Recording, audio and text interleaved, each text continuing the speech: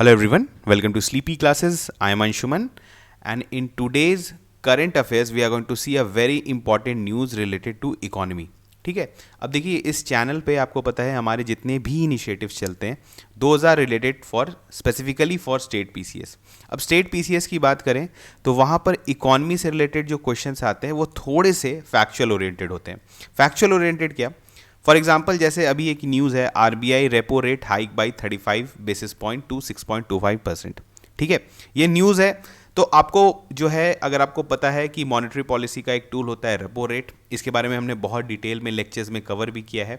Even अगर आप हमारे पास एक प्लेलिस्ट है इंपॉर्टेंट स्टैटिक टॉपिक्स जाएंगे तो उसमें भी एक लेक्चर में मैंने रेपो रेट को बहुत अच्छे से वहाँ पर समझाया है, उसको आप देख सकते हैं। अगर उसके बावजूद आपका क्लियर नहीं होता है तो एक अगेन एक अलग प्लेलिस्ट है जिसमें आप देखेंगे इकॉनमी फॉर ऑल है, उसमें सारे इंपॉर्टेंट चैप्टर्स जो कि आपके स्टेट पीसीएस में, इवन यूपीएससी में भी जो इकोनॉमिक पे बेस्ड जो कंसेप्चुअल चीज़ें होती हैं जैसे मॉनेटरी पॉलिसी, बजटिंग, जीडीपी, ये सारी चीज़ जो है वहाँ पे बहुत अच्छे से एक्सप्लेंड है।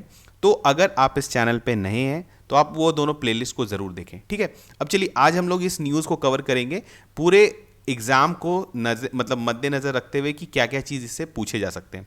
तो न्यूज़ क्या है पहले कि आरबीआई ने रेपो रेट, ठीक है, जिसको हम लोग पॉलिसी रेट भी बोलते हैं, हमारे यहाँ पॉलिसी रेट किसको बोलते हैं? रेपो रेट को। ठीक है, इसको basically this is a repurchase agreement होता है। अगेन बहुत डिटेल में नहीं जाएंगे कि व्हाट इज रेपो रेट अभी, क्योंकि हमारा दूसरा फोकस है। लेकिन आप बताइए, आपको पता होना चाहिए कि रेपो रेट जो है वो हमारे यहाँ पॉलिसी रेट है। ठीक है, अब यहाँ हुआ है क्या कि इन अ कंजिक्यूटिव फिफ्थ हाइक, मतलब कॉन्जिक्यूटिवली पांचवी बार जो है रेपो रेट को बढ़ाया जा रहा है। और आपको पता है ये डिसीजन हमारे कंट्री में कौन लेता है? That is RBI's monetary policy committee, जिसको हम लोग एमपीसी बोलते हैं।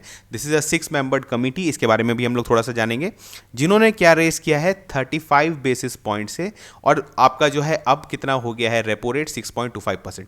देखिए यहाँ पर ये जो परसेंटेज है ये आपके लिए इंपॉर्टेंट है, क्योंकि जो भी अभी जैसे बीपीएससी का भी जो है आपका 68 बीपीएससी आने वाला है, तो उसमें आपसे डायरेक्टली पूछ लिया जा सकता है कि बताइए करेंटली रेपो रेट क्या है। तो आपको पता होना चाहिए कि व्हाट इज दिट इज 6.25%। अब इसको कितना इंक्रीज किया गया है? तो इससे पहले कितना होगा आपको? 35 बेसिस पॉइंट का मतलब वो आपका 0.35%। ठीक है, क्योंकि 100 बेसिस पॉइंट का मतलब होता है 1%। ठीक है, तो पॉइंट अगर आप बोलेंगे 35 बेसिस पॉइंट यानी आपका 0.35% जो है वो बढ़ाया गया है। ठीक है, तो चलिए यहां पर हमने समझ लिया कि हमारा रेपो रेट बढ़ गया है। अब थोड़ा सा जानते हैं कि आरबीआई लगातार ऐसा क्यों कर रही है।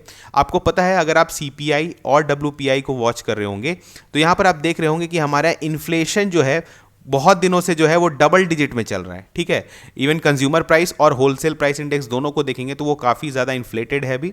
तो इसी कारण ने जो है आरबीआई ने क्या बोला है कि वी आर मेंटेनिंग और we have maintained a policy stand, जिसको बोलते हैं withdrawal of accommodation.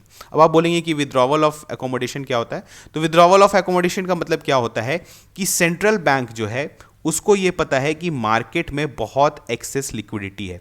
Access liquidity के होने की वजह से क्या होता है? मनी सप्लाई जब बढ़ा हुआ है आपका, तो उस केस में क्या है कि लोगों के पास ज़्यादा पैसा है, और मल्टीपल और भी रीजंस हैं जिसके वजह से क्या हो रहा है, हमारे यहाँ जो जनरल प्राइस लेवल है वो राइज कर रहा है, और जिसके वजह से इन्फ्लेशन जो है वो इकॉनमी में देखने को मिल रहा है। हायर इन्फ्लेशन है अभी इकॉनमी में। तो इस केस में क्या हो रहा है कि जो मॉनेटरी पॉलिसी कमिटी है वो किस तरह के पॉलिसी को फॉलो कर रही है, जिसको हम लोग बोलते हैं टाइट मनी पॉलिसी। ठीक है, तो विड्रॉवल ऑफ एकोमोडेशन का मतलब क्या हुआ कि आरबीआई का जो स्टैंस है वो ये स्टैंस है कि जो एक्सेस लिक्विडिटी है उसको अभी मार्केट से निकालना है टू बैलेंस द इन्फ्लेशन। ठीक है, अभी आप देखेंगे तो इंडिया में retail inflation fell to 3 month low. अभी जो घटा है, ऑब्वियसली अभी जो घट गया है, पहले बहुत ज़्यादा था, 6.77% इन अक्टूबर, डाउन फ्रॉम 7.41% इन सितंबर। ये बहुत ज़्यादा है। और आरबीआई जो है लगातार पॉलिसी रेट को हाइक इसलिए कर रही है क्योंकि आरबीआई का जो टॉलरेंस बैंड है उससे जो है ये 10वीं बार ऐसा हुआ है कि उससे ज़्यादा इन्फ्लेशन है।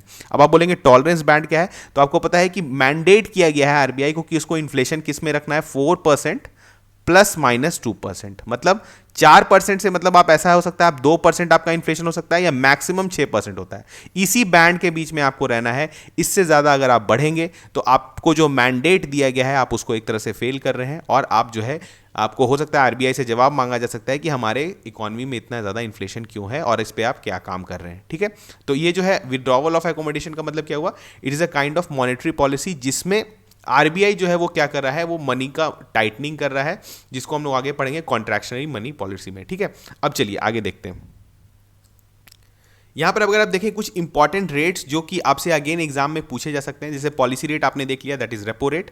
उसके बाद होता है स्टैंडिंग डिपॉजिट फैसिलिटी, जिसको एसडीएफ बोलते हैं। दिस इज अगेन आरबीआई का जो है एक मैकेनिज्म है जिसके थ्रू जो है वो लेंडिंग करता है, उसका रेट जो है वो कितना है 6% हो जाएगा, इसको चेंज किया गया है। ठीक है, marginal standing facility is a kind of simple, जैसे हम लोग का यहाँ जो आपको पता है, जल्दी से एक बार क्विक रिवीजन करा देता हूं। लिक्विडिटी एडजस्टमेंट फैसिलिटी जो है वो आरबीआई का एक फैसिलिटी है जिसके अंदर जो है बैंक्स हमारे यहां बोरो कर सकती हैं short term loans from RBI. ठीक है, अब जितने परसेंटेज पर जो है ये हमारी बैंक्स जो है वो आरबीआई से लोन लेती है उसको हम लोग बोलते हैं रेपो रेट।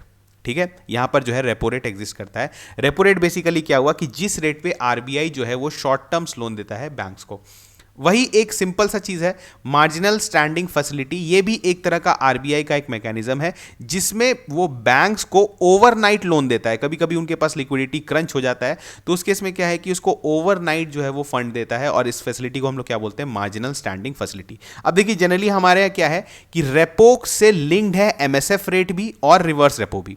ठीक है, जैसे रेपो से अगर आप बोलेंगे तो 0.25% जो है जनरली जो है आपका एमएसएफ आगे है।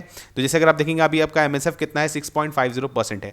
तो ये जो डिफरेंस है, ये आप जो जनरली ये डिफरेंस जो है वो सेम रहता है, इसको हम लोग बोलते हैं पॉलिसी कॉरिडोर। ठीक है, ये इंपॉर्टेंट है आपके लिए, ये आपको पता होना चाहिए कि व्हाट इज पॉलिसी कॉरिडोर। तो इसको हम लोग जनरली बोलते हैं कि दो डिफरेंस है आपका रिवर्स रेपो एंड एमएसएफ में। ठीक है, अब यहां पर एक इंपॉर्टेंट चीज आप देखिए कि यहां पर अभी जो हमारे यहाँ करंटली रिवर्स रेपो है इसको गवर्नमेंट चेंज नहीं कर रही है। ठीक है, जनरली इसको रेपो से ही लिंक किया जाता है, लेकिन अभी क्योंकि हमारे कंट्री में इतना ज्यादा इन्फ्लेशन है तो इसी कारण रिवर्स रेपो को चेंज नहीं करिए। अब आप बोलेंगे कि रिवर्स रेपो क्या होता है, तो जस्ट उल्टा कि जब आपका बैंक, जब आरबीआई बैंक से लोन लेती है, मतलब कभी कभी बैंक से उसको पैसा लेने का जरूरत पड़ जाता है, तो उस केस में जो रेट चार्ज करती है उसको, जो रेट मतलब बैंक एक तरह से आरबीआई को चार्ज करता है, उसको हम लोग बोलते हैं रिवर्स रेपो।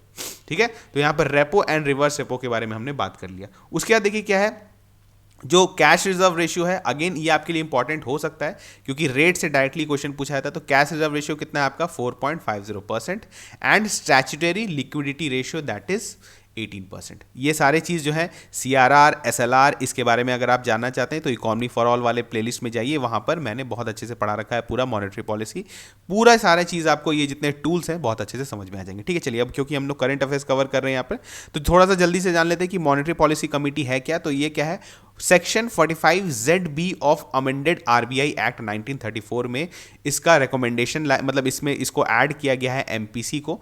एमपीसी देखिए क्या है कि एमपीसी बनने से पहले हमारे यहाँ जितने भी मॉनेटरी पॉलिसी डिसीजंस होते थे those were taken by just RBI. RBI जो है वो सोनली डिसीजन को टेक करता था, लेकिन होता था क्या, गवर्नमेंट का कहना था कि आरबीआई मॉनेटरी पॉलिसी देखता है, गवर्नमेंट फिस्कल पॉलिसी देखती है, तो दोनों में आप बोल सकते हैं इंटरसेक्शन नहीं होता है और कोऑर्डिनेशन में काम नहीं करते हैं। इसी कारण जो है हमारे डेवलपमेंट ढंग से नहीं हो पाता है। तो न्यू गवर्नमेंट आई तो उन्होंने डिसाइड किया कि हम एक ऐसा कमेटी बनाएंगे जिसमें आरबीआई के मेंबर्स तो रहेंगे ही रहेंगे और गवर्नमेंट के भी मेंबर्स रहेंगे, मतलब दोनों के सहमति से मॉनेटरी पॉलिसी डिसीजंस लिया जाएगा, और यही चीज बन गया आपका मॉनेटरी पॉलिसी कमेटी। अब मॉनेटरी पॉलिसी कमेटी जो है इसका फर्स्ट कब कंस्टिट्यूट हुआ था, आपका सितंबर 29, 2016। ठीक है, काफी टाइम से जो है ये फंक्शन कर रहा है। ये 6 मेंबर कमेटी है और इसमें कौन कौन से होते हैं देखिए, गवर्नर जो है, गवर्नर ऑफ रिजर्व बैंक, आपको पता है कौन है, तो वो जो है वो क्या है, वो उनको एक्स ऑफिशियो चेयरपर्सन इस कमेटी का बनाया जाता है। उसके अलावा डेप्यूटी गवर्नर जो है वो क्या है, इसके एक्स ऑफिशियो मेंबर है। One officer of the reserve bank जो कि उसके सेंट्रल बोर्ड के द्वारा ही नॉमिनेट किया जाता है, उसको बोलते हैं मेंबर एक्स ऑफिशियो। ये देखिए, ये भी एक्स ऑफिशियो होगा, ये भी एक्स ऑफिशियो होगा, ये भी एक्स ऑफिशियो, मतलब just by being the governor of RBI आप चेयरमैन बन जाते हैं एमपीसी के, just by being deputy governor आप एक मेंबर बन जाते हैं एमपीसी के, और जस्ट बीइंग आप नॉमिनेट हो गए हैं सेंट्रल बोर्ड के द्वारा, आप एक ऑफिसर हैं आरबीआई के, तो आप भी हैं एक मेंबर बन जाते हैं एमपीसी के। इसके अलावा देखिए जो क्या है, आपको पता है मेंबर्स जो हैं जिनको गवर्नमेंट रेकमेंड करती है, इसमें अभी जो करंटली जो कुछ प्रोफेसर्स हैं, इकोनॉमिस्ट लोग रहते हैं, तो इसको आप देख सकते हैं। This is a composition of monetary policy committee. चलिए आगे बढ़ते हैं। अभी कुछ की फैक्ट्स है एमपीसी के बारे में जो कि आपके एग्जाम पॉइंट ऑफ व्यू से इंपॉर्टेंट है।